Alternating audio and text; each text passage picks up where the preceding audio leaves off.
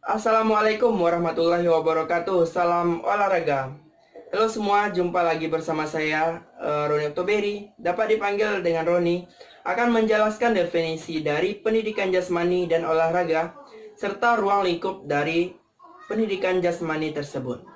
Baiklah, langsung saja masuk ke pembahasan topik yang pertama, yaitu pengertian dari pendidikan jasmani.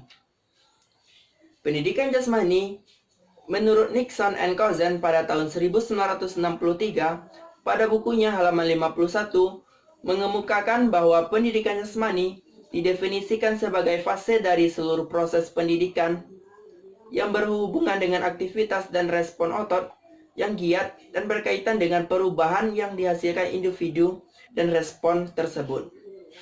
Menurut Ateng pada tahun 1993, mengemukakan pendidikan jasmani merupakan bagian integral dari pendidikan secara keseluruhan melalui berbagai kegiatan jasmani yang bertujuan mengembangkan secara organik, neuromuskuler, intelektual, dan emosional. Definisi pendidikan jasmani adalah suatu proses pendidikan yang melalui aktivitas jasmani yang didesain untuk meningkatkan kebugaran jasmani, mengembangkan keterampilan motorik, pengetahuan, dan perilaku hidup sehat dan aktif, secara sportif dan kecerdasan emosional. Lingkungan belajar diatur secara seksama untuk meningkatkan pertumbuhan dan perkembangan seluruh ranah jasmani, psikomotorik, kognitif, dan afektif setiap siswa. Jadi, dapat kita simpulkan, pendidikan jasmani adalah proses pendidikan melalui aktivitas jasmani, permainan, atau olahraga yang terpilih untuk mencapai tujuan pendidikan. Ada 3 aspek pendidikan jasmani, yaitu yang pertama yaitu aspek kognitif. Aspek kognitif meliputi konsep gerak, arti sehat, memecahkan masalah, kritis atau cerdas. Yang kedua yaitu psikomotor. Aspek psikomotor meliputi antara lain gerak dan keterampilan kemampuan fisik atau motorik, perbaikan fungsi organ tubuh. Yang ketiga yaitu afektif. Afektif meliputi menyukai kegiatan fisik, merasa nyaman dengan diri sendiri, ingin terlibat dalam pergaulan sosial, dan percaya diri. Sedangkan olahraga, menurut UNESCO, mendefinisikan olahraga sebagai setiap aktivitas fisik berupa permainan yang berisikan perjuangan melawan unsur-unsur alam, orang lain, ataupun diri sendiri. Sedangkan Dewan Eropa merumuskan olahraga sebagai aktivitas spontan, bebas, dan dilaksanakan dalam waktu luang. Definisi terakhir ini merupakan cikal bakal panji olahraga di dunia sport for all. Dan di Indonesia, tahun 1983, memasyarakatkan olahraga dan mengolahragakan masyarakat. Menurut Khalid Mutahhir, olahraga adalah proses sistematik yang berupa segala kegiatan atau usaha yang dapat mendorong pengembangan dan membina potensi-potensi jasmani dan rohani seseorang sebagai perorangan atau anggota masyarakat dalam bentuk permainan, perlombaan atau pertandingan, dan prestasi puncak dalam pembentukan manusia Indonesia seutuhnya yang berkualitas berdasarkan Pancasila. Untuk menjelaskan pengertian olahraga, menurut Edward pada tahun 1973, olahraga harus bergerak dari konsep bermain, games, dan sport. Ruang lingkup bermain mempunyai karakteristik antara lain terpisah dan rutinitas, bebas, tidak produktif, menggunakan peraturan yang tidak baku. Ruang lingkup pada games mempunyai karakteristik yang pertama yaitu ada kompetisi, hasil ditentukan oleh keterampilan fisik, strategi, kesempatan, sedangkan ruang lingkup sport meliputi permainan yang dilembagakan.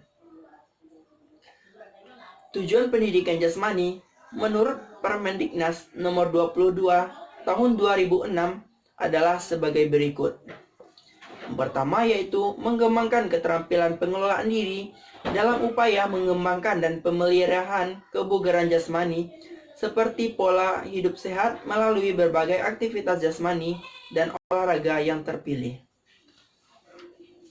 Yang kedua yaitu meningkatkan pertumbuhan fisik dan pengembangan psikis yang lebih baik. Sedangkan yang ketiga, meningkatkan kemampuan dan keterampilan gerak dasar. Yang keempat, meletakkan landasan karakter moral yang kuat melalui internalisasi nilai-nilai yang terkandung di dalam pendidikan jasmani, olahraga, dan kesehatan. Yang kelima yaitu mengembangkan sikap sportif, jujur, disiplin, bertanggung jawab, kerjasama, percaya diri, dan demokratis. Yang keenam yaitu mengembangkan keterampilan untuk menjaga keselamatan diri sendiri dan orang lain serta lingkungannya. Yang ketujuh yaitu memahami konsep aktivitas jasmani dan olahraga di lingkungan yang bersih sebagai informasi untuk mencapai pertumbuhan fisik yang sempurna, pola hidup sehat dan kebugaran keterampilan serta memahami sikap yang sportif. Sedangkan tujuan olahraga di sekolah adalah yang pertama, mengembangkan keterampilan pengelolaan diri. Tujuan yang pertama dari penerapan olahraga di sekolah adalah untuk membantu siswa di dalam mengembangkan keterampilan pengelolaan diri. Penerapan olahraga di sekolah sudah tidak bisa dipungkiri akan membantu siswa di dalam melatih dan mengembangkan bakat yang ia miliki yang tidak jarang melalui pendidikan jasmani. Inilah siswa tersebut mampu menjadi seseorang pemain atau atlet yang handal. Namun hal ini juga membutuhkan ketelitian atau kejelian dari guru olahraga untuk mampu membaca dan memahami setiap potensi yang dimiliki oleh peserta didiknya.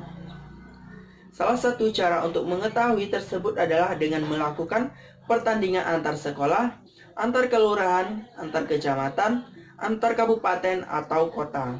Memang bertujuan untuk melihat bakat-bakat mengembangkan keterampilan dari siswa tersebut. Dan salah satunya yang bisa dimainkan dalam cabang olahraga yang besar yaitu seperti basket, voli, ataupun sepak bola. Tujuan yang kedua yaitu meningkatkan pertumbuhan fisik dan psikis. Tujuan yang kedua adalah untuk membantu siswa dalam meningkatkan pertumbuhan fisik dan psikisnya. Mungkin kita sudah mengetahui bahwa ada banyak olahraga yang bertujuan membantu meningkatkan pertumbuhan fisik dan psikis seseorang. Seseorang yang jarang berolahraga tentu ia akan cenderung mengalami risiko yang lebih besar terkena berbagai macam masalah atau gangguan yang menyerang kondisi fisik maupun psikisnya. Maka dari itu, kita melalui olahraga di sekolah inilah kita bisa meningkatkan pertumbuhan sehingga menjadi seseorang yang sehat baik secara fisik maupun psikisnya. Tujuan yang ketiga yaitu membantu meningkatkan perkembangan mental. Tujuan yang ketiga dari penerapan olahraga di sekolah adalah untuk membantu siswa di dalam meningkatkan perkembangan mentalnya. Perlu kita ketahui bahwa pada dasarnya pendidikan jasmani atau olahraga di sekolah bukan hanya membahas mengenai apa saja cabang olahraga yang biasanya dimainkan dan dilombakan, melainkan juga melatih siswa tentang bagaimana ia menerapkan seluruh pengetahuan yang didapatkan di dalam lingkungan. Hal inilah yang tidak bisa didapatkan oleh seseorang secara otodidak karena memang harus melalui langkah-langkah yang sistematis yang biasanya disusun oleh RPP atau Rencana Pelaksanaan Pembelajaran dengan bantuan LKS atau lembar kerja siswa. Tujuan yang keempat yaitu mengembangkan sikap suportif. Seperti yang telah dijelaskan pada paragraf kedua, bahwa salah satu tujuan dari penerapan olahraga di sekolah adalah untuk membantu mengembangkan sikap suportif.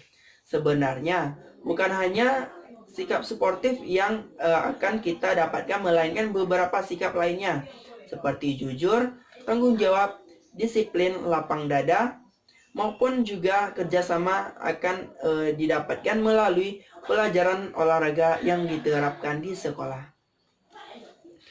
Oleh karena itulah, guru akan memberikan pengertian kepada siswa bahwasanya dalam suatu permainan pasti ada yang kalah dan ada yang menang. Namun, kita harus tetap berlapang dada dalam permainan yang suportif. Kemudian, melalui hal ini, maka siswa akan merasa bahwa ia harus memiliki sikap yang jujur serta bertanggung jawab. Tujuan yang kelima yaitu membantu perkembangan sosial. Tujuan olahraga di sekolah adalah untuk membantu siswa dalam mengembangkan nilai-nilai sosial yang akan berguna bagi siswa tersebut ketika ia berinteraksi dengan suatu kelompok atau masyarakat tertentu. Dengan begitu, ia akan dengan mudah menyesuaikan diri dan berbaur dengan lingkungannya sekalipun ia sebelumnya tidak pernah berada di lingkungan tersebut. Selanjutnya yaitu hubungan pendidikan jasmani dengan bermain dan olahraga. Dalam memahami arti pendidikan jasmani, kita harus juga mempertimbangkan hubungan antara play dan olahraga atau sport. Sebagai istilah yang lebih dahulu populer dan lebih sering digunakan dalam konteks kegiatan sehari-hari, pemahaman dalam memahami peranan dan fungsi pendidikan jasmani secara konseptual. Bermain pada intinya adalah aktivitas yang digunakan sebagai hiburan. Kita mengartikan bermain sebagai hiburan yang bersifat fisikal, yang tidak kompetitif. Meskipun bermain tidak harus melalui bersifat fisik. Bermain bukanlah berarti olahraga dan pendidikan jasmani, meskipun elemen dan bermain dapat ditemukan di dalam keduanya. Olahraga di pihak lain adalah suatu bentuk bermain yang terorganisir dan bersifat kompetitif. Beberapa ahli memandang bahwa olahraga semata-mata suatu bentuk permainan yang terorganisasi, yang menempatkannya lebih dekat kepada istilah pendidikan jasmani.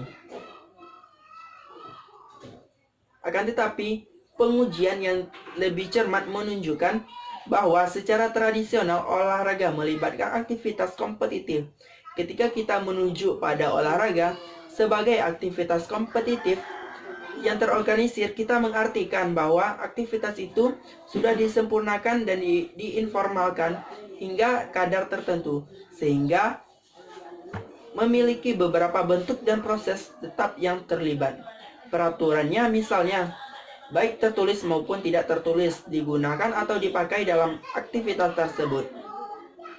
Dan aturan atau prosedur tersebut tidak dapat diubah selama kegiatan berlangsung kecuali atas kesepakatan semua pihak yang terlibat.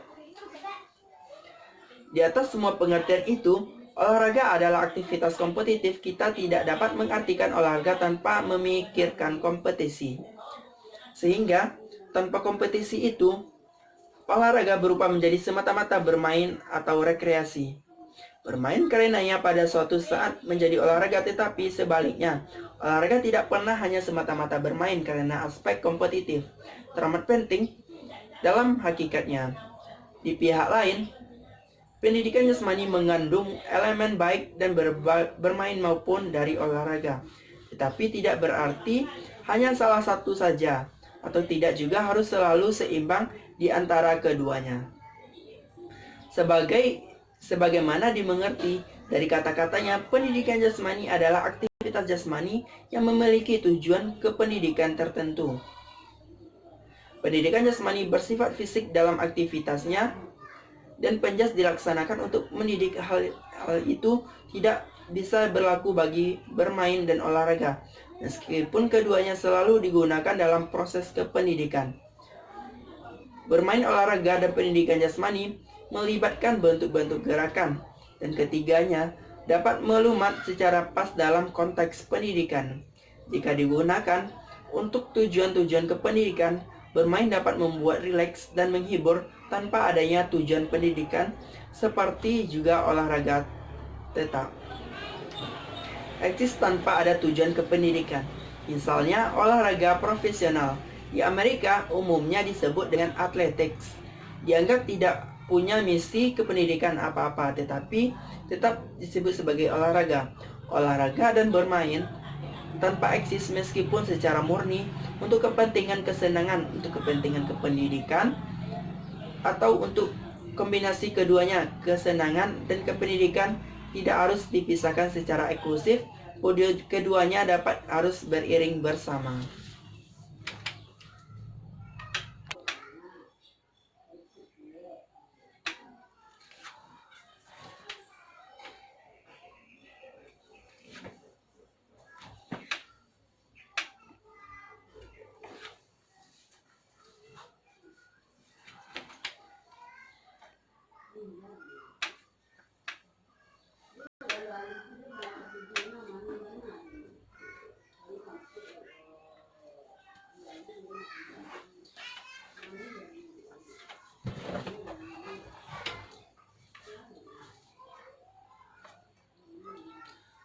Selanjutnya yaitu ruang lingkup pendidikan jasmani. Banyak yang terdapat dalam ruang lingkup pendidikan jasmani. Antara lain yang pertama yaitu permainan dan olahraga. Aspek ini mencakup yang pertama yaitu olahraga tradisional. Salah satu olahraga tradisional yang dapat kita temukan di desa atau perkampungan yaitu tarik tambang. Siapa yang tidak tahu olahraga tarik tambang ini? Olahraga tradisional yang satu ini juga sangat populer di kalangan masyarakat Indonesia. Oleh karena merupakan olahraga yang sering diperlombakan di acara peringatan kemerdekaan atau acara-acara non-formal. Seperti gathering atau outing. Cukup masuk akal karena olahraga tarik tambang pada dasarnya menuntut kerjasama dan kekompakan tim. Hal ini yang bisa memupuk persatuan dan ikatan di antara orang-orang yang terlibat di dalamnya. Olahraga ini juga sangat sederhana dan tidak membutuhkan banyak biaya. Kita cukup menyediakan suatu tali tambang yang cukup panjang untuk ditarik oleh kedua tim. Biasanya minimal terdiri dari 5 orang untuk masing-masing tim. Yang kedua yaitu permainan. Contoh permainan yang di sini yang dimaksud adalah permainan ganjil genap. Langkah-langkah yang dilakukan dalam permainan ini meliputi menyuruh siswa-siswi untuk berbaris kemudian membagi menjadi 2 barisan. Setelah itu menyuruh seluruh barisan yang pertama agar membentuk sebuah lingkaran. Lalu untuk barisan yang kedua membentuk barisan berikutnya yang mengikuti barisan yang pertama. Guru nantinya menjelaskan apabila pembina yang menyebutkan angka ganjil genap. Angka ganjil nanti siswa harus melompat 2 kali ke arah depan.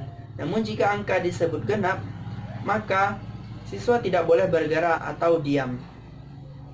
Pembina menyuruh barisan pertama untuk berhadapan ke belakang. Sedangkan untuk barisan kedua harus tetap berhadap-hadapan, hal ini untuk menghindari terjadinya bentrok antar siswa. Selanjutnya yaitu apabila nanti barisan yang kedua merapat, pembina akan menyuruh untuk berganti posisi.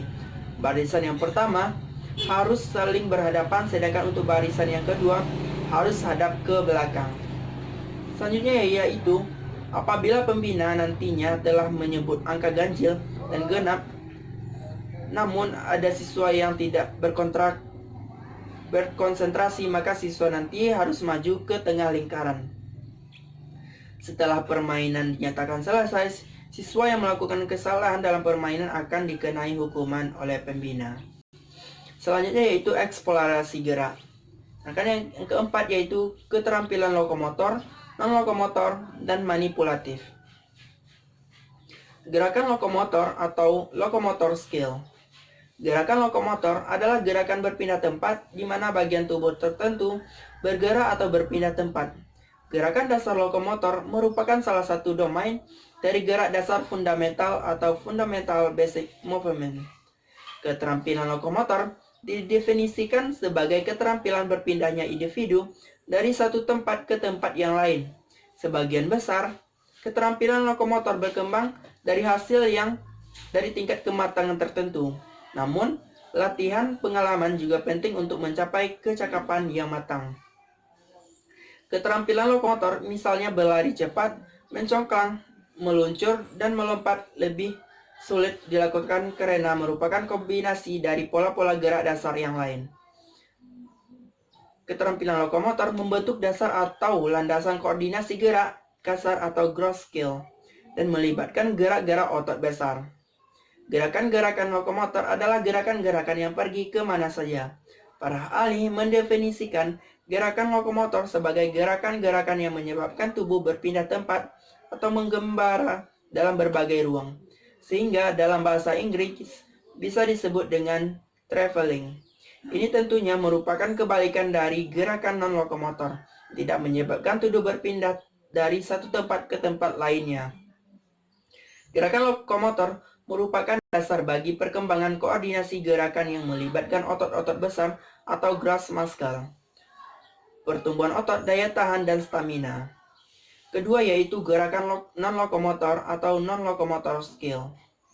Gerakan non-lokomotor dapat diartikan juga sebagai keterampilan stabil, gerakan yang dilakukan tanpa atau adanya sedikit sekali bergerak dari daerah tumpuannya. Dapat juga didefinisikan sebagai gerakan-gerakan yang dilakukan dengan gerakan yang memerlukan dasar-dasar penyangga yang minimal atau tidak memerlukan penyangga sama sekali atau gerakan tidak berpindah tempat, gerakan stabilisasi atau non-lokomotor. Termasuk di dalamnya seperti stretching dan bending, twisting dan turning, swinging dan swaying, serta pulling. Yang ketiga yaitu gerakan manipulatif. Gerakan manipulatif melibatkan tindakan mengontrol suatu objek khususnya dengan tangan dan kaki. Ada dua klasifikasi keterampilan dari gerakan manipulatif, yaitu reseptif dan propulsif. Keterampilan reseptif adalah menerima suatu objek seperti menangkap, dan keterampilan propulsif memiliki cara pengarahan gaya atau kekuatan terhadap suatu objek seperti memukul, melempar, memantul, atau menendang. Walaupun sebagian besar keterampilan manipulatif menggunakan tangan dan kaki, tetapi bagian-bagian tubuh yang lain juga dapat digunakan. Manipulasi terhadap objek tertentu mengarah pada koordinasi mata tangan dengan mata kaki yang lebih baik. Terutama penting untuk gerakan-gerakan yang mengikuti jalan atau alur atau trekking pada tempat tertentu. Keterampilan manipulatif merupakan dasar-dasar dari berbagai keterampilan permainan atau game skill. Gerakan yang memerlukan tenaga seperti melempar, memukul, dan menendang, dan gerakan menerima objek seperti menangkap merupakan keterampilan yang penting yang dapat diajarkan dengan menggunakan berbagai mengarahkan objek yang melayang seperti bola voli merupakan bentuk keterampilan manipulatif yang sangat penting. Kontrol terhadap suatu objek yang dilakukan secara terus-menerus seperti menggunakan tongkat atau juga merupakan aktivitas manipulatif. Permainan dan olahraga selanjutnya yaitu atletik. Pengertian atletik.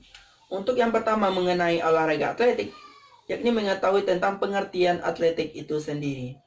Memang di dalamnya terdapat beberapa jenis olahraga gabungan yang memang membutuhkan ketahanan fisik. Di dalamnya terdapat olahraga lari, melempar, lompat, dan juga jalan. Dan dilihat dari segi etimologisnya, olahraga ini berasal dari Yunani, yakni athlon, artinya perlombaan atau kontes. Beberapa pendapat mengatakan jika atletik merupakan salah satu jenis olahraga fisik, yang di dalamnya menggunakan lintasan atau lapangan dari sepak bola. Sehingga beberapa olahraga pun termasuk seperti jalan, lari, lempar lembing, dan lompat tinggi. Sehingga olahraga ini mengacu pada beberapa jenis olahraga, latihan, dan beberapa permainan. Namun, memang menggunakan sepenuhnya kekuatan fisik manusia. Sejarah dari atletik itu sendiri. Penting rasanya untuk mempelajari pengertian atletik dan sejarahnya, karena hal ini berpengaruh pada peradaban manusia itu sendiri. Pada saat itu, ada kegiatan olimpiade di Yunani pada tahun 776 sebelum Masehi. Perlombaan lari saat itu adalah satu-satunya yang diperlombakan, sehingga diciptakanlah organisasi formal pada abad ke-19 dan dimulai diadakan latihan reguler di beberapa sekolah di Eropa. Bahkan pada tahun 1986, olahraga ini sudah mulai diperlombakan di beberapa event Olimpiade. Bukan sebuah acara yang kecil pada saat itu karena memang sudah diikuti oleh beberapa negara bagian. Di Indonesia itu sendiri olahraga ini mulai dikenal saat awal tahun 1930-an. Kala itu Indonesia pemerintahnya dari Hindia Belanda dan yang memiliki ide yang mengajarkan pelajaran ini. Selanjutnya itu pendapat para ahli. Setelah mengetahui sejarah olahraga ini, tidak terasa cukup jika mendengar beberapa pendapat dari para ahli, di mana ada beberapa pandangan memang cukup penting untuk dipahami sehingga bisa memberikan konsep yang lebih jelas. Beberapa pendapat mengartikan atletik menurut para ahli berikut ini. Pertama yaitu menurut Edi Purnomo, atletik dapat diartikan sebagai salah satu dari aktivitas atau sebuah kegiatan jasmani, di mana di dalamnya terdiri sebagai gerakan dasar yang dapat dikatakan harmonis dan dinamis, sehingga termasuk jalan, lari, lompat, dan juga lempar. Sedangkan menurut Sukirno, tidak berbeda jauh dengan Edi Purnomo, namun Sukirno lebih menjelaskan tentang teori dan pengertiannya, yakni olahraga ini merupakan induk dari semua cabang olahraga. Dirinya sering menggunakan istilah Mother of Sport, yang merupakan salah satu jenis olahraga paling tua. Inilah cabang-cabang olahraga yang terdapat pada atletik. Yang pertama yaitu tolak peluru. Tolak peluru adalah cabang olahraga atletik yang menggunakan bola atau peluru dengan beragam berat. Bagaimana cara melakukannya? Pertama yaitu teknik memegang tolak peluru. Renggangan jari-jari, kemudian jari kelingking agak ditekuk dan berada di samping peluru dan ibu jari dalam keadaan yang sewajarnya. Teknik ini dilakukan untuk orang-orang jarinya panjang dan kuat. Kedua yaitu jari-jari dibuat tidak terlalu rapat. Ibu jari berada di samping dari jari kelingking berada di samping belakang peluru. Teknik ini dilakukan oleh para juara. Hampir sama dengan secara di atas, namun jari tangan lebih direnggangkan sedangkan jari kelingking ditempatkan di belakang peluru. Teknik ini cocok untuk orang yang jarinya pendek dan kecil. Selanjutnya yaitu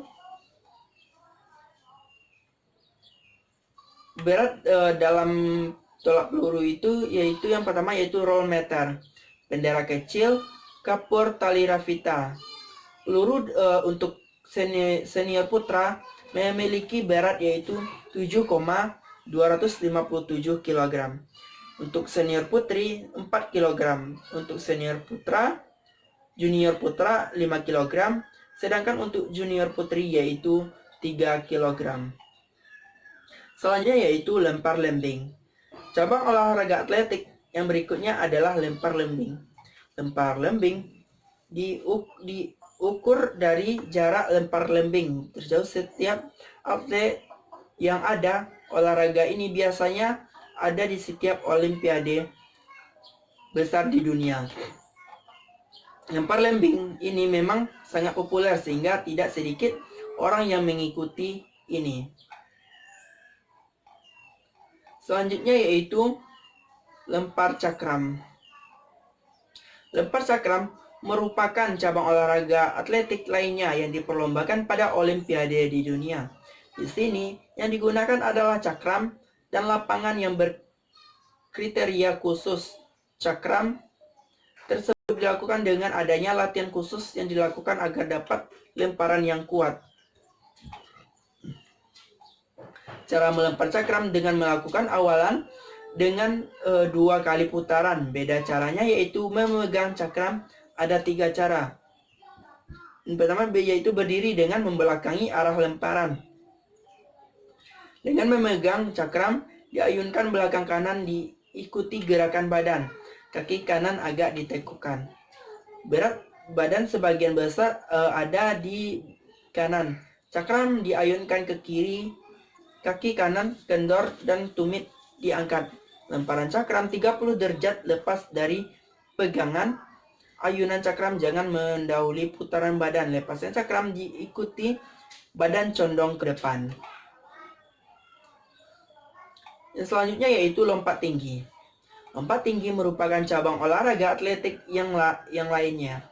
Tentu kalian mungkin sudah tidak asing lagi dengan olahraga yang satu ini. Lompat tinggi biasanya juga diikuti dalam pertandingan-pertandingan olahraga besar di dunia. Dalam lompat tinggi ini yang diukur adalah ketepatan ketika kita mendarat. Namun, apakah dalam cabang olahraga ini terdapat aturan-aturannya? Selanjutnya yaitu lompat galah. Lompat galah merupakan cabang olahraga atletik lainnya, di mana lompat galah ini menggunakan sebuah galah panjang dengan ukuran tertentu. Teknik ini para atlet kemudian mencakup galahnya di sebuah lubang kemudian memulai loncatan. Selanjutnya yaitu lompat jauh. Lompat jauh merupakan cabang olahraga lainnya yang berada di atletik. Dalam melakukan lompat jauh pasti teknik tersendiri. Teknik-teknik dalam lompat jauh yang pertama yaitu ada teknik awalan, sikap menumpu, gerakan melayang di udara, gerak mendarat. Selanjutnya yaitu lari jarak pendek. Lari jarak pendek sering sekali kita melihatnya, namun di sini perbedaannya satu ini berikut ada penjelasannya. Pertama yaitu pengertian lari jarak pendek. Lari jarak pendek adalah olahraga atletik lari yang dilakukan dengan kecepatan penuh, yang dilakukan pada lintasan yang jaraknya tepat terbilang tidak jauh. Nomor lari yang didapatkan di antara lain yaitu 100, 200, dan 400 meter. Pada umumnya, pada olahraga ini menggunakan start jongkok yang sama. Namun yang membedakannya dengan yang lain adalah pada jarak tempuh yang dicapai. Selanjutnya yaitu lari jarak jauh. Lari jarak jauh atau yang sering disebut dengan juga lari maraton merupakan cabang olahraga lari yang dilakukan dalam lintasan yang luas dan jauh. Biasanya jaraknya yaitu 3.000, 5.000 sampai dengan 10.000 meter. Dan di atasnya lari jarak jauh ini berada dengan lari estafet. Akan tetapi jarak keduanya sebenarnya mirip pada lari jarak jauh ini sebenarnya. Tekniknya tidaklah berbeda, dengan membedakan adalah jarak lintasan sepenuhnya. Sepak bola. Sepak bola dalam bahasa Inggris asosiasinya yaitu Association Football atau Soccer. Secara resmi sebagai sepak bola, asosiasi adalah cabang olahraga yang menggunakan bola yang umumnya terbuat dari bahan kulit dan dimainkan oleh dua tim yang masing-masing beranggotakan 11 orang bermain. Inti dari beberapa permainan cadangan termasuk abad ke-21. Olahraga ini telah dimainkan oleh lebih dari 250 juta orang di 200 negara. Yang menjadikannya olahraga paling populer di dunia, yaitu sepak bola bertujuan untuk mencetak gol sebanyak-banyaknya dengan memasukkan bola ke gawang lawan. Sepak bola dimainkan dalam lapangan terbuka yang terbentuk persegi panjang di atas rumput atau rumput sintetis. Sejarah olahraga sepak bola, permainan menendang bola dimulai sejak awal abad kedua dan kedua sebelum Masehi. Pada masa dinasti Han tersebut, masyarakat menggiring bola kulit dengan menendangnya ke jaring kecil. Permainan berupa juga dimainkan di Jepang dengan sebutan kemari. Kelahiran sepak bola modern terjadi di Fremantle pada tahun 1863 ketika 11 sekolah dan klub berkumpul dan merumuskan aturan baku untuk permainan tersebut. Bersamaan dengan itu, terjadi memisahkan yang jelas antara olahraga rugby dan sepak bola. Pada tahun 1869, membawa bola dengan tangan mulai dilarang dalam sepak bola.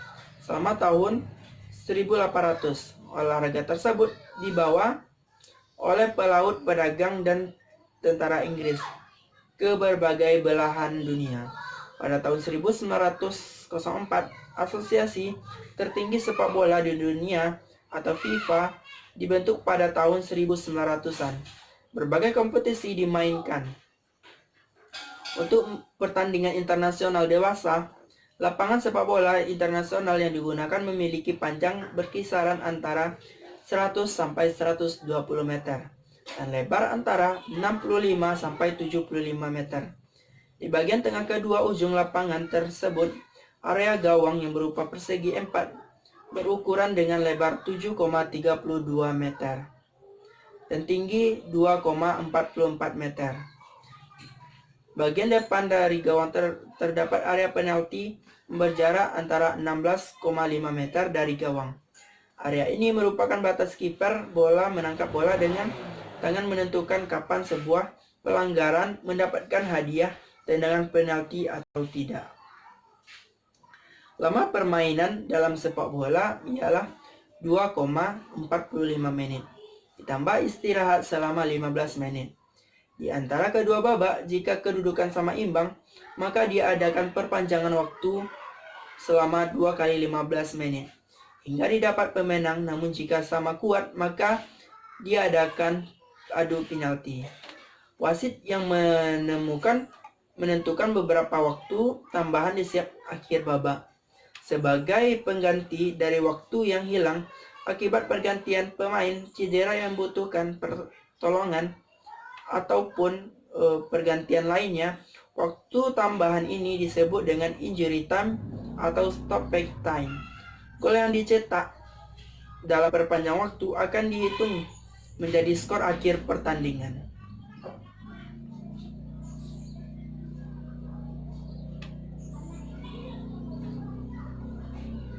Pada dasarnya, satu tim sepak bola terdiri dari 1 orang penjaga gawang, 2-5 orang permainan bertahan, 2-5 orang permainan tengah, dan 1-3 orang penyerang.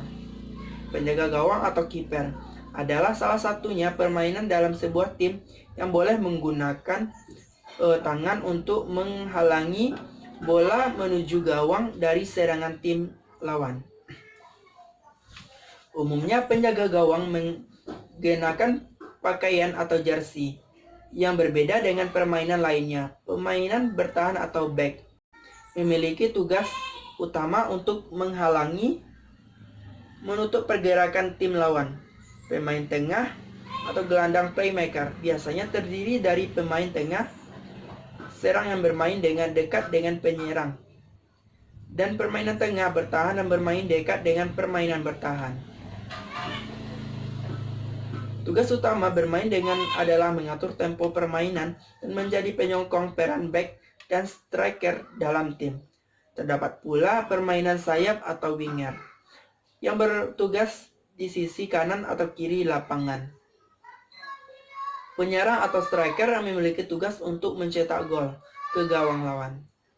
Kapten tim adalah jabatan seseorang yang terpilih di antara para pemain yang bertugas memimpin dan mengkoordinasikan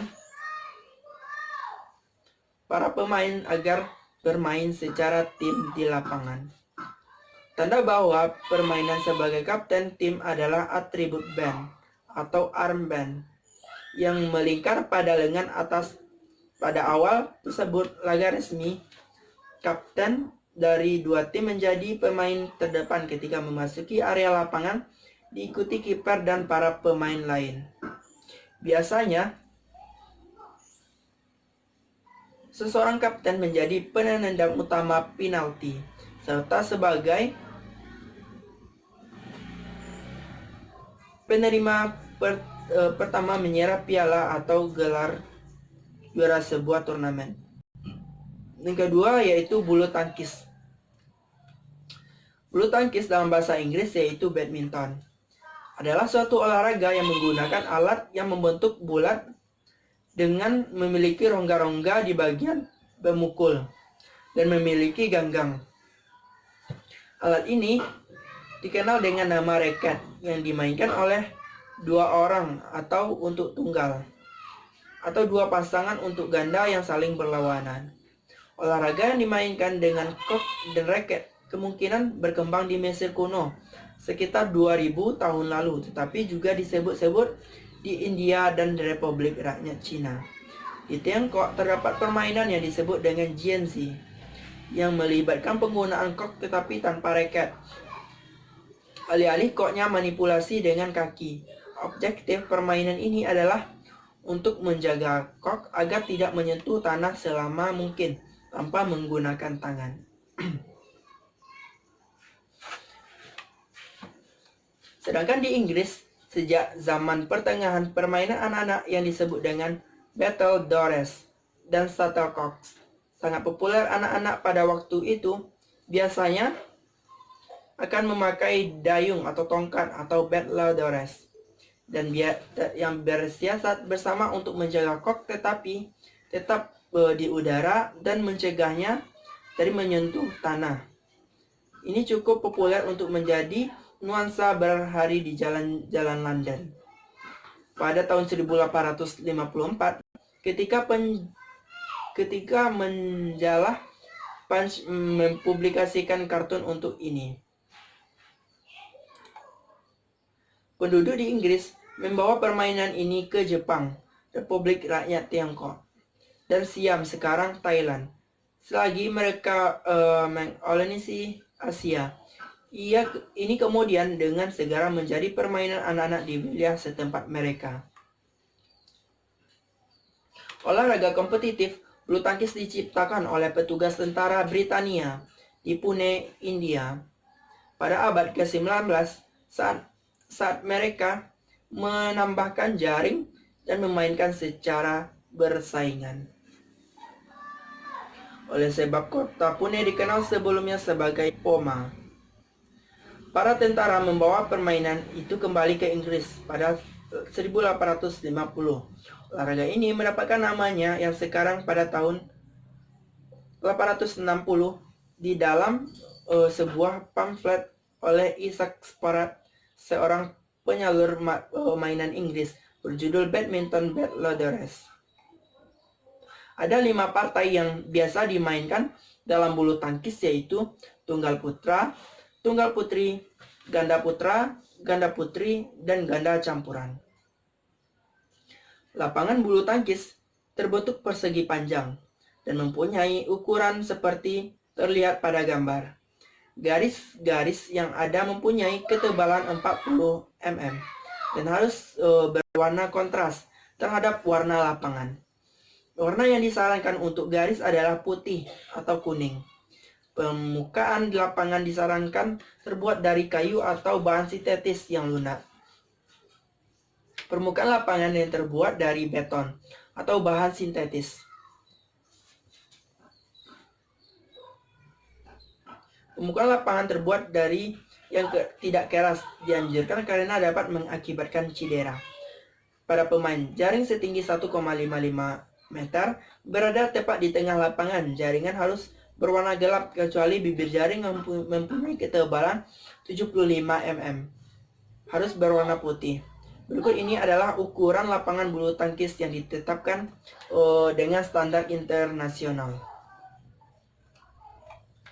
Panjang lapangan bulu tangkis yaitu 13,40 meter.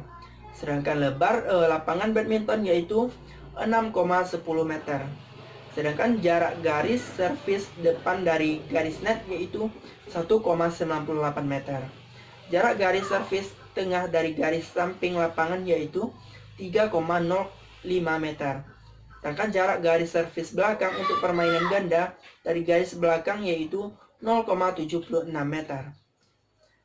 Jarak garis samping permainan tunggal dari garis pinggir lapangan yaitu 0,46 meter. Tinggi tiang net yaitu 1,55 meter. Sedangkan tinggi net yaitu 1,52 meter. Tak hanya itu, terdapat juga ukuran lapangan mini yang biasanya digunakan untuk anak-anak usia di bawah 9 tahun yang memiliki ukuran panjang 10,05 meter dan dengan lebar 4,40 meter. Dan setiap ukuran lapangan bulu tangkis ini berbeda tergantung dengan sejumlah dari permainan.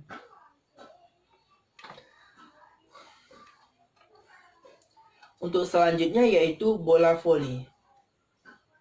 Bola voli dalam bahasa Inggrisnya yaitu volleyball adalah permainan olahraga yang dimainkan oleh dua grup berlawanan. Masing-masing grup memiliki 6 orang pemain. Terdapat pula variasi permainan bola voli.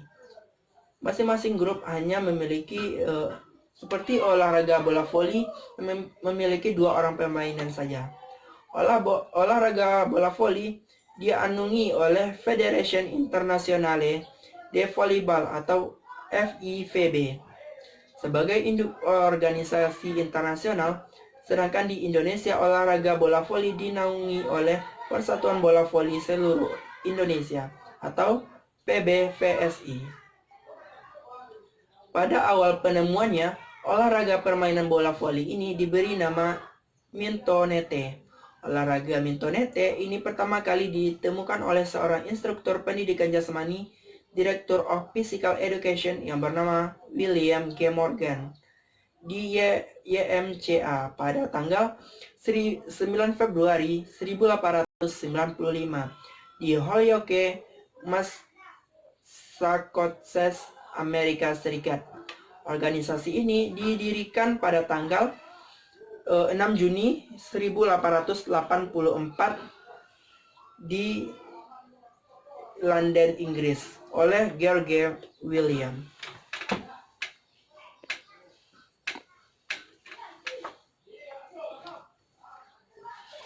Setelah bertemu dengan James Naismith, seorang pencipta olahraga bola basket yang lahir pada tanggal 6 November 1861 dan meninggal pada tanggal 28 November 1939, Morgan menciptakan sebuah olahraga baru bernama mintonete. Sama halnya dengan James Naismith, William G. Morgan juga mendedikasikan hidupnya sebagai seorang instruktur pendidikan jasmani. William G. Morgan yang juga merupakan lulusan Springfield College of YMCA menciptakan permainan mintonete. Ini 4 tahun setelah diciptakan olahraga permainan basketball oleh James Naismith. Olahraga permainan mintonete sebenarnya merupakan sebuah permainan yang diciptakan oleh mengkombinasikan jenis permainan. Tepatnya permainan mintonete diciptakan dengan mengadopsi 4 macam karakteristik olahraga permainan menjadi satu, yaitu basketball, baseball, tenis, dan yang terakhir adalah bola tangan atau handball. Pada awalnya, permainan ini diciptakan khusus bagi anggota YMCA yang sudah tidak berusia muda lagi, sehingga permainan ini dibuat tidak seaktif permainan bola basket. Perubahan nama mintonete menjadi volleyball atau bola voli terjadi pada tahun 1896 pada demonstrasi pertandingan pertamanya di International YMCA Training School pada awal tahun 1896 tersebut. Dr. Ladder Halsey Gulich atau Director of the Professional Physical Education Training School sekaligus sebagai Executive Director of Department of Physical Education of International Committee of YMCA mengundang dan meminta Morgan untuk mendemonstrasikan permainan baru yang telah ia ciptakan di stadion kampus yang baru. Pada sebuah konferensi yang bertempat di kampus YMCA Springfield tersebut juga dihadiri oleh seluruh instruktur pendidikan jasmani. Dalam kesempatan tersebut, Morgan membawa 2 tim yang masing-masing tim beranggotakan 5 orang. Dalam kesempatan ini, Morgan juga menjelaskan bahwa permainan tersebut adalah permainan yang dapat dimainkan di dalam maupun di luar ruangan dengan sangat leluasa. Dan menurut penjelasannya, pada saat itu permainan ini dapat juga dimainkan oleh banyak permainan, tidak bisa dibatasi jumlah permainan yang menjadi standar dan permainan tersebut. Sedangkan sasaran yang permainan ini adalah mempertahankan bola agar tetap bergerak melewati net yang tinggi dari satu wilayah ke wilayah lainnya. Lapangan permainan dari bola voli. Ukuran lapangan bola voli yang umumnya adalah 9 kali 18 meter. Garis batas serang untuk pemain belakang berjarak 3 meter. Dari garis tengah yaitu sejajar dengan jaring. Garis tepi lapangan adalah 5 meter. Selanjutnya yaitu bola. Bola pada bola voli yaitu memiliki keliling lingkaran 65 hingga 67 cm dengan berat 260 hingga 280 gram. Tekanan dalam dari bola tersebut hendaknya sekitar 0,30 hingga 0,325 kg per cm persegi. Selanjutnya yaitu net. Ukuran net tinggi net putra yaitu 2,43 meter dan untuk net putri yaitu 2,24 meter. Jadi net dari putra maupun putri berbeda ketinggiannya. Permainan dimainkan oleh dua tim yang masing-masing terdiri dari 6 orang pemain dan berlomba-lomba mencapai angka 25 terlebih dahulu. Dalam sebuah tim terdapat 4 peran penting yaitu tosser atau setter, spiker atau smash, libero, dan defender, pemain bertahan. Tosser atau pengumpan adalah orang yang bertugas untuk mengumpan bola kepada rekan-rekannya dan mengatur jalannya permainan. Sedangkan spike yaitu bertugas untuk memukul bola agar jatuh di daerah pertahanan lawan. Selanjutnya yaitu libero. Libero adalah permainan bertahan yang bisa bebas keluar dan masuk tetapi tidak boleh smash bola ke seberang net. Selanjutnya yaitu defender. Defender adalah permainan yang bertahan untuk menerima serangan dari lawan. Permainan bola voli menuntut kemampuan otak yang prima, terutama tosser. Tosser harus dapat mengatur jalannya permainan. Tosser harus memutuskan apa yang harus dia perbuat dengan bola yang dia dapat. Memutuskan apa dan semuanya itu dilakukan dalam sepersekian detik sebelumnya bola jatuh ke lapangan perpanjangan permainan. Permainan ini dimainkan oleh dua tim yang masing-masing terdiri dari 6 pemain. Itulah dari pengertian dari bola voli. Selanjutnya kita masuk ke bola basket. Bola basket adalah olahraga bola kelompok yang terdiri dari atas dua tim beranggotakan masing-masing 5 orang yang bertanding. Mencetak poin dengan memasukkan bola ke dalam keranjang lawan. Bola basket dapat di lapangan terbuka. Walaupun pertandingan profesional pada umumnya dilakukan di ruang tertutup. Lapangan pertandingan yang umumnya dilakukan di ruangan tertutup. Lapangan pertandingan dengan lapangan pertandingan yang diperlukan juga relatif tidak besar. Misalnya di pertandingan dengan sepak bola. Selain itu, permainan bola basket juga lebih kompetitif karena tempo permainan cenderung lebih cepat jika dipertandingkan dengan olahraga bola yang lain seperti voli dan sepak bola. Basket dianggap sebagai olahraga unik karena diciptakan secara tidak sengaja oleh seorang guru olahraga pada tahun 1891, Dr. James Naismith, seorang guru olahraga asal Kanada yang mengajar di sebuah perguruan tinggi untuk para siswa profesional di YMCA, sebuah wadah pemuda umat Kristen di Springfield, Massachusetts, harus membuat satu pemain di ruang tertutup untuk mengisi waktu para siswa pada masa liburan musim dingin di New England. Terinspirasi dari permainan yang pernah ia mainkan saat kecil di Ontario, Naismith ini menciptakan permainan yang sekarang dikenal sebagai bola basket pada 15 Desember 1891. Menurut cerita, setelah menolak beberapa gagasan karena dianggap terlalu keras dan kurang cocok untuk dimainkan di gelanggang tertutup, ia lalu menulis beberapa peraturan dasar yang menempel sebuah keranjang di dinding ruang gelanggang olahraga dan meminta para siswa untuk mulai memainkan permainan ciptaannya itu. Pertandingan resmi bola basket yang pertama diselenggarakan pada tanggal 20 Januari 1892 di tempat kerja Dr. James Naismith. Basket adalah sebutan yang diucapkan oleh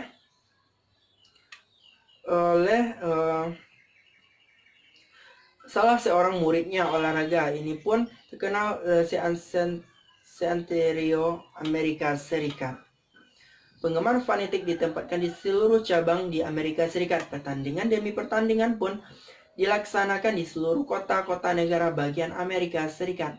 Pada awalnya, setiap tim berjumlah 9 orang dan tidak ada dribble, sehingga bola hanya dapat berpindah melalui lemparan. Sejarah peraturan permainan bola basket diawali dari 13 aturan dasar yang ditulis oleh James Naismith.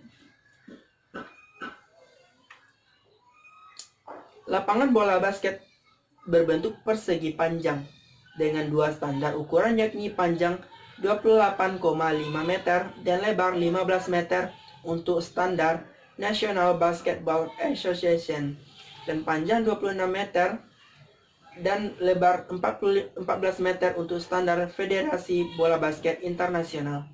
3 buah lingkaran yang terdapat dalam lapangan bola basket memiliki panjang jari-jari yaitu 1,8 meter.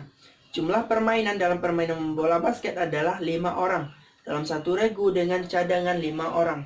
Sedangkan jumlah wasit dalam permainan bola basket adalah 2 orang. Wasit 1 disebut referee, sedangkan wasit 2 disebut umpire.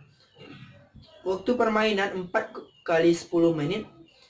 Jika berpedoman dengan aturan Federasi Bola Basket Internasional versi National Basketball Association, waktu permainan adalah 4 kali 12 menit di antara babak 1, 2, 3, dan 4. Terdapat waktu istirahat selama 10 menit. Bila terjadi skor yang sama pada akhir pertandingan, harus diadakan perpanjangan waktu sampai terjadi selisih skor. Di antara dua babak tambahan yang terdapat waktu istirahat selama 2 menit. Waktu untuk lemparan ke dalamnya yaitu 5 detik.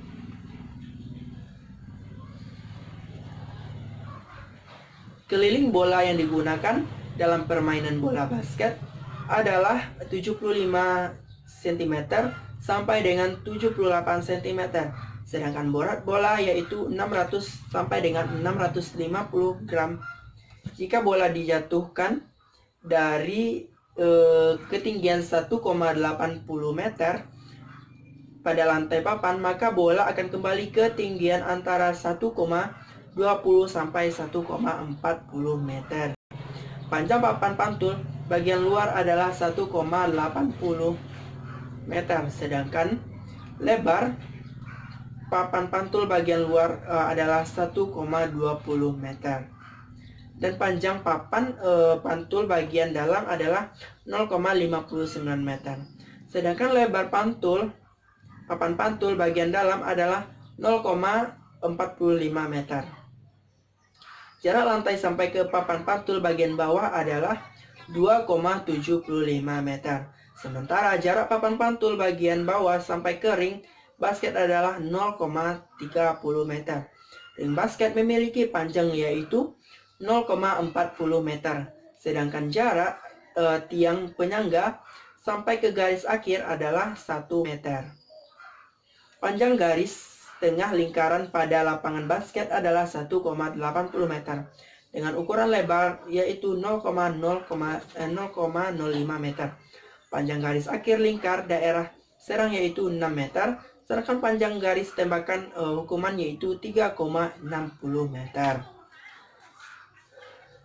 Ada 3 posisi utama dalam permainan bola basket, yaitu yang pertama yaitu forward. Forward, pemain yang tugas utamanya adalah mencetak poin dengan memasukkan bola ke keranjang lawan. Selanjutnya yaitu defense. Defense permainan yang tugas utamanya yaitu menjaga permainan lawan agar permainan lawan kesulitan memasukkan bola. Selanjutnya yaitu playmaker. Pemain yang menjadi tokoh kunci permainan dengan mengatur-atur bola dengan strategi yang dimainkan oleh rekan-rekan setimnya. Selanjutnya yaitu olahraga bela diri. Banyak olahraga bela diri yang masuk ke ruang lingkup permainan dan olahraga, diantaranya yaitu pencak silat, karate, taekwondo, dan lain-lainnya. Selanjutnya yaitu ruang lingkup dari pendidikan jasmani selanjutnya yaitu aktivitas pengembangan. Ada 3 aspek yang tercakup dalam aktivitas pengembangan, antara lain yaitu mekanika sikap tubuh. Jadi mekanika sikap tubuh kita terdapat dalam aktivitas pengembangan diri. Yang kedua yaitu komponen kebugaran jasmani. Selanjutnya yaitu bentuk postur tubuh serta aktivitas lainnya. Jadi itulah dari aktivitas pengembangan. Aspek ini mencakup dalam aktivitas pengembangan dalam pendidikan jasmani. Selanjutnya yaitu ruang lingkup selanjutnya aktivitas senam. Aspek yang mencakup dalam aktivitas senam antara lain yaitu senam ketangkasan atau senam ketangkasan sederhana. Yang kedua yaitu ketangkasan tanpa alat. Yang ketiga ketangkasan dengan alat. Dan yang keempat senam irama. Jadi banyak aktivitas senam yang terdapat dalam aktivitas senam tersebut. Selanjutnya yaitu senam lantai. Senam lantai serta aktivitas lainnya. Yang terdapat dalam senam lantai yaitu aktivitas ritmik. Aspek ini mencakup yaitu gerak bebas. Yang kedua yaitu senam pagi yang biasa dibawakan. Yang selanjutnya yaitu SKJ. Yang selanjutnya yaitu senam aerobik serta aktivitas lainnya. Ruang lingkup selanjutnya terdapat dalam pendidikan jasmani yaitu aktivitas air. Banyak aspek-aspek yang terdapat dalam aktivitas air yang meliputi yaitu yang pertama yaitu permainan di air. Yang kedua yaitu keselamatan di air. Yang ketiga yaitu keterampilan bergerak di air. Yang keempat renang serta aktivitas lainnya. Aktivitas air juga banyak diperlombakan oleh oleh cabang olahraga. Contohnya renang terdapat juga gayanya yaitu yang pertama yaitu gaya dada, gaya bebas, gaya punggung, dan gaya kupu-kupu. Dalam aktivitas air ini, dalam perlombaan renang banyak diperlombakan oleh orang, diantaranya seperti lomba bebas. Di sana terdapat perlombaan yaitu jarak antara 50 meter berenang, 50 meter, 100 meter. Dalam olimpiade olahraga renang ini banyak mempunyai perlombaan dan banyak medali-medali yang direbutkan dalam aktivitas renang ini. Jadi banyak medali yang akan diraih dalam olimpiade yang dipertandingkan. Yang selanjutnya yaitu pendidikan luar kelas. Ruang lingkup pendidikan jasmani selanjutnya yaitu pendidikan luar kelas. Aspek ini mencakup yaitu piknik atau karya wisata. Yang kedua yaitu pengenalan lingkungan. Yang ketiga berkemah. Yang keempat penjelajah. Dan yang kelima mendaki gunung.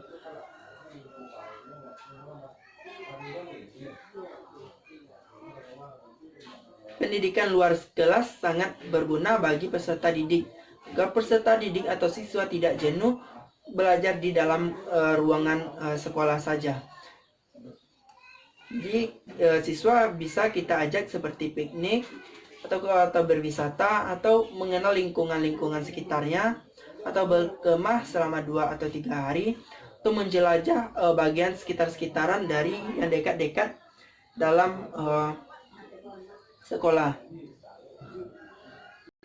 Selanjutnya yaitu mendaki gunung.